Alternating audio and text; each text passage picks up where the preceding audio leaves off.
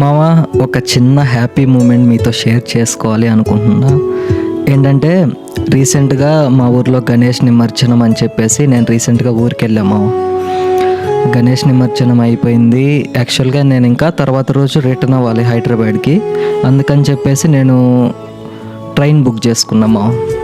మాది యాక్చువల్గా ఎక్కడంటే కావలి దగ్గర ఒక చిన్న పల్లెటూరు.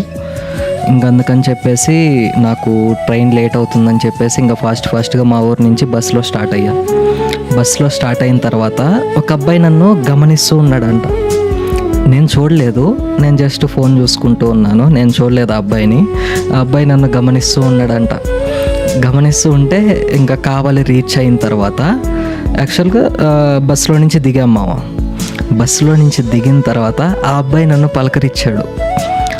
అన్న, నువ్వు రీల్స్ చేస్తావు కదా అన్న అని చెప్పేసి ఆ అబ్బాయి నన్ను పలకరించాడు అనమాట. యాక్చువల్గా డైలీ చూస్తాడంట నా రీల్స్.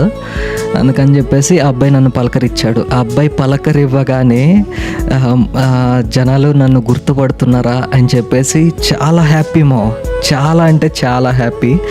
ఇంకా ఆ అబ్బాయి ఏం అడిగాడంటే, అన్న ఒక సెల్ఫీ ఇవ్వవా అని చెప్పేసి అడిగాడు.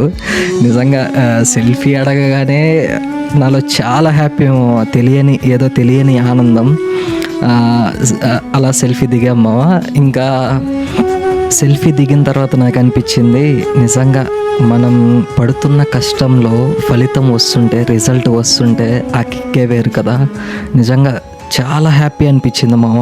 ఇదంతా మీ వల్లే, మీ అందరి సపోర్ట్ వల్లే. ఇలానే సపోర్ట్ చేస్తూ ఉండండి. థ్యాంక్ యూ సో మచ్ నాకు సపోర్ట్ చేస్తున్నందుకు. అండ్ ఇంకోటి ఏంటంటే, తొందరలో నా జీవితంలో జరిగిపోయిన ఒక ఇన్సిడెంట్ గురించి మాట్లాడుకోవాలి, మీ అందరికీ కూడా చెప్పాలి. తొందరలోనే ఈ విషయం గురించి మీతో మాట్లాడతామా. Thank you so much. ఇలానే సపోర్ట్ చేస్తూ ఉండండి. థ్యాంక్ యూ సో మచ్ మామ.